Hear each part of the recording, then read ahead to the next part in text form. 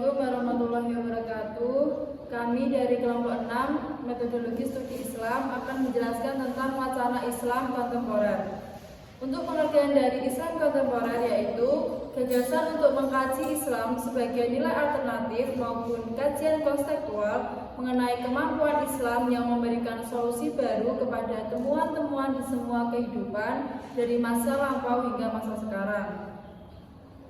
Untuk pembagian dari wacana Islam kontemporer, yang pertama yaitu Islam dan hak asasi manusia. Untuk pengertiannya sendiri dari hak asasi manusia adalah hak dasar atau hak asasi yang dimiliki dan melekat pada diri manusia karena kedudukannya sebagai manusia. Tanpa adanya hak tersebut, manusia akan kehilangan harkat dan martabatnya sebagai seorang manusia. Yang kedua yaitu HAM dalam perspektif Islam. Islam sebagai agama universal mengandung prinsip-prinsip hak asasi manusia.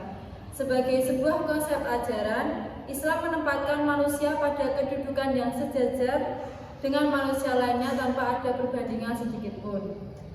Dalam pandangan Islam, yang dimaksud hak asasi manusia adalah hak-hak kodrati yang dianugerahkan oleh Allah kepada setiap manusia, yang tidak dapat dicabut atau dikurangi oleh kekuasaan atau badan apapun. Selanjutnya, untuk beberapa hak asasi manusia dalam Islam meliputi hak hidup, hak yang telah dianugerahkan oleh Allah kepada setiap manusia guna menjamin perkembangan hidup manusia secara alamiah. Yang kedua, hak kebebasan beragama. Sesuai dalam surat Al-Baqarah ayat 256 bahwa tidak ada paksaan untuk memasuki agama Islam, karena sesungguhnya telah jelas jalan yang benar daripada jalan yang sesat. Yang ketiga, hak atas keadilan. Dan dijelaskan dalam Quran surat Al-Maidah ayat 8 bahwa keadilan adalah hak manusia untuk mendapat sesuatu hal yang menjadi haknya dari orang lain.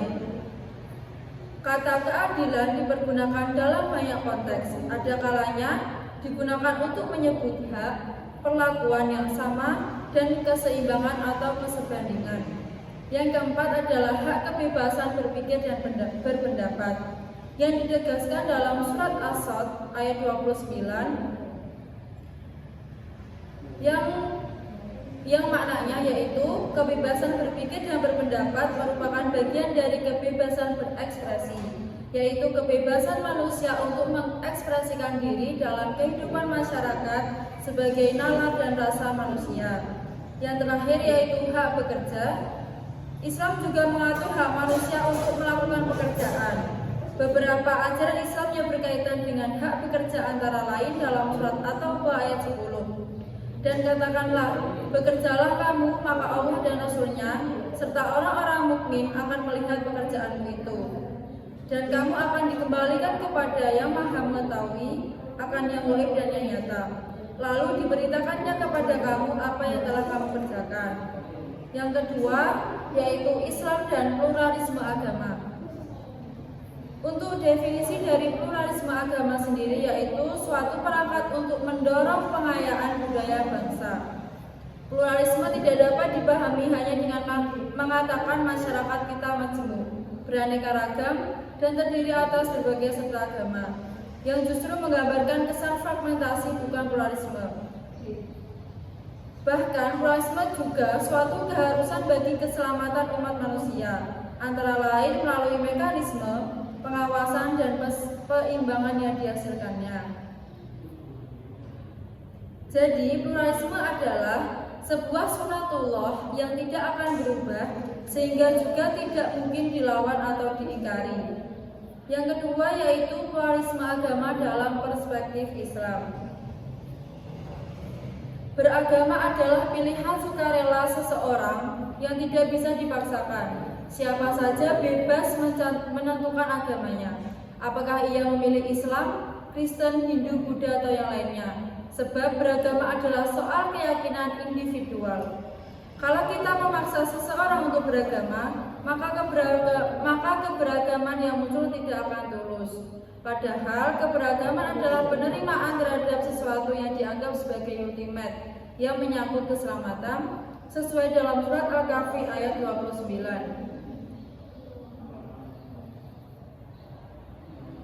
Jadi untuk pluralisme agama, kemudian salah satu konsep yang ada kaitannya dengan masalah pluralisme agama dan kepercayaan adalah konsep tentang kesatuan kenabian. Jadi makna tentang pluralisme agama sesuai ayat Al-Maidah ayat 8 menyatakan semua negara, setiap orang memiliki hukum sendiri-sendiri, yang setiap bangsa memiliki keunikan dalam beragama, hukum dan lain dan sebagainya.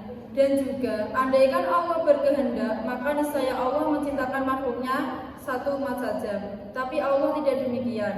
Yang bertujuan adalah untuk menguji mereka agar hidup lebih harmonis meskipun ragam perbedaan hukum dan agama. Demikianlah sikap pluralisme itu muncul dan semua orang harus menghargai keyakinan orang lain dan hidup berdampingan secara harmonis kepada seluruh perbedaan. Untuk yang kedua yaitu Islam, untuk yang ketiga yaitu Islam dan gender akan dijelaskan oleh Kak Gita Rosi.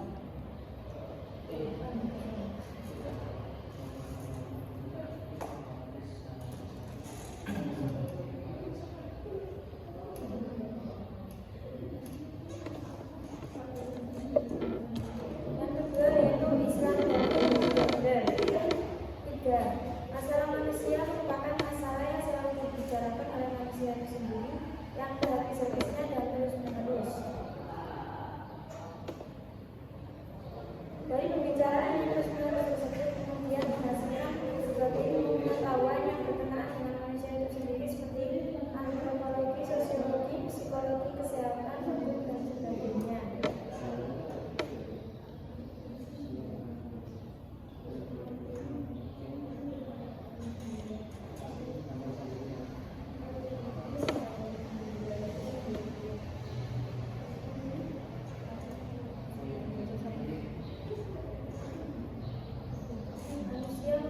Sebaik-baik bentuk ciptaan Tuhan, pada diri manusia tersebut terdapat pemberian istimewa berupa akal pikiran yang berfungsi untuk mempertahankan hidupnya dari segala macam rintangan dan halangan dalam menjalankan kehidupan tersebut. Dengan kemampuan berpikir, berencana, berpikir, menurut logika, itulah kemudian manusia mampu menciptakan pengetahuan modern seperti teknologi yang terus-menerus menawarkan perubahan versi dan ilmu pengetahuan yang semakin berkembang dari waktu ke waktu. Di dalam ajaran Islam, laki-laki dan perempuan memiliki posisinya masing-masing sesuai dengan fitrahnya. Selama antara laki-laki dan perempuan dalam menjaga fitrah tersebut, pada keduanya terdapat kesempatan yang sama dalam menjalani kehidupan baik dalam bidang pendidikan, sosial kemasyarakatan, politik, seni, dan sebagainya. Berbicara tentang bentuk hubungan yang terjalin antara laki-laki dan perempuan di masalah dan masih berkembang di zaman sekarang ini, terdapat dua aliran pendapat yang hidup di tengah-tengah masyarakat Muslim, yaitu pertama, di mana posisi kaum laki-laki berada di atas kaum perempuan. Perempuan adalah makhluk kelas 2 setelah laki-laki yang diciptakan Tuhan, sebab penciptaan perempuan pertama yaitu Hawa berawal dari tulang rusuk laki-laki, itu Adam, sehingga pada aliran ini perempuan merupakan subordinat. Perempuan berada pada posisi inferior dan laki-laki superior. Posisi ini diyakini oleh beberapa kalangan sebagai fitrah, kodrat, hakikat, dan hukum Tuhan yang berlaku yang tidak dapat diubah. Kedua, posisi laki-laki dan perempuan adalah sama dan setara. Perempuan memiliki kesempatan yang sama dengan kesempatan yang dimiliki oleh kaum laki-laki. Sebab antara keduanya terdapat potensi kemanusiaan yang sama baik dalam hal intelektual, fisik maupun mental spiritualnya. Perbedaan dari sisi biologis tidaklah menjadi penghalang yang membatasi gerak seorang perempuan untuk mengekspresikan hak dan kewajibannya di mata hukum dan sosial. Berdasarkan hal ini, perempuan dan laki-laki memiliki hak yang sama dalam menjalankan kehidupan mereka baik dalam ranah pribadi maupun publik.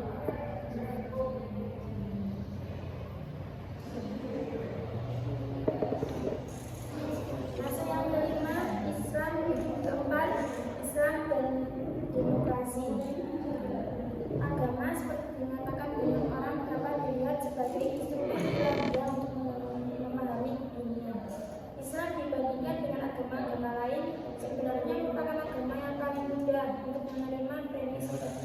semacam ini.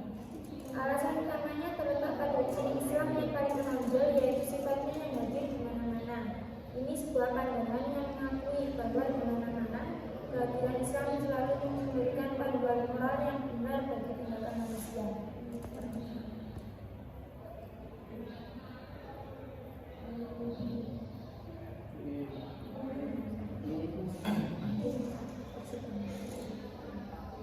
Khursyid Ahmad menyebutkan bahwa dalam sejarah di negara Islam, persekuleran dan pembaratan tidak akan berlaku tanpa menggunakan penggunaan kekuasaan. Bagi beliau, Islam dan demokrasi sebenarnya tidak serasi, terutama berkaitan dengan partisipasi rakyat dan pembagian kekuasaan. Namun begitu, demokrasi dalam bentuk kebebasan rakyat, hak asasi manusia, partisipasi rakyat, dan proses islamisasi adalah suatu fitrah yang sesuai. Ada juga golongan ulama yang menerima sistem demokrasi dan mengakui bahwa demokrasi bukanlah merupakan sistem yang berasal dari Islam, tetapi masih boleh diterima karena mempunyai ciri-ciri dari Islam. Dari uraian-uraian sebelumnya telah jelas bahwa demokrasi sebagai sistem pemerintahan memiliki perbedaan antara demokrasi ala Islam dan demokrasi ala Barat. Perbedaan tersebut dalam 3 aspek, yaitu: pertama, demokrasi sebagai pemerintahan rakyat dari rakyat untuk rakyat, atau demokrasi sebagai prinsip-prinsip politik dan kemasyarakatan seperti persamaan di hadapan undang-undang, kemerdekaan berpikir dan beragama, serta keadilan sosial, atau demokrasi sebagai prinsip-prinsip pembagian kekuasaan. Kemudian yang kedua, tujuan demokrasi ala Barat adalah semata-mata keduniaan atau material belaka, sementara demokrasi ala Islam mencakup kepentingan. Oke, di sini saya akan menjelaskan tentang pengertian ekologi dan ekologi dalam pandangan Islam. Yang pertama yakni pengertian ekologi. Ekologi sendiri berasal dari 2 kata dari bahasa Yunani, yaitu okios dan logos. Okios artinya rumah atau tempat tinggal, sedangkan logos artinya ilmu atau pengetahuan. Jadi ekologi artinya ilmu yang mempelajari organisme di tempat tinggalnya. Umumnya ekologi yakni ilmu yang mempelajari hubungan timbal balik antara organisme atau kelompok organisme dengan lingkungannya. Contoh dari ekologi sendiri yakni bisa kita temukan dalam kehidupan sehari-hari. Contoh sederhananya yaitu aktivitas yang dilakukan oleh petani saat menggarap lahan sawahnya. Pada kasus ini, petani akan menaburkan pupuk kompos dan pupuk lainnya agar tanaman padi dapat tumbuh dengan lebih baik. Kata ekologi pertama kali diperkenalkan oleh Ernst Haeckel, seorang ahli biologi Jerman pada tahun 1866. Yang kedua yakni ekologi dalam pandangan Islam. Menurut Soejani, Rosi Munir, dan Rafiq Ahmad, ekologi adalah ilmu tentang hubungan timbal balik antara makhluk hidup dengan sesamanya dan dengan benda-benda mati di sekitarnya.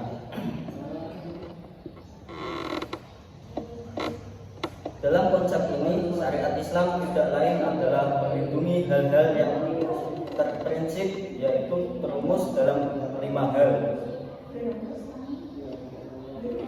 yakni yang pertama memelihara agama, yang kedua melindungi jiwa, yang ketiga melindungi akal, yang keempat melindungi keturunan, dan yang kelima melindungi kepemilikan harta.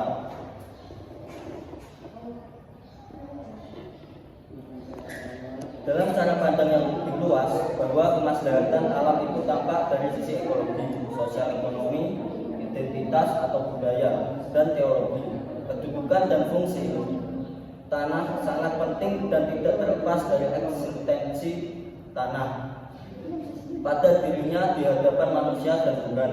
Oleh karena itu, urgensi alam tidak hanya dipahami dengan perspektif antroposentris atau hanya kepentingan manusia semata, tapi realisi alam, manusia dan Tuhan harus menjaga eksistensinya. Baik, cukup sekian yang dapat kami sampaikan. Bila ada salah dan kurang, kami mohon maaf. Wassalamualaikum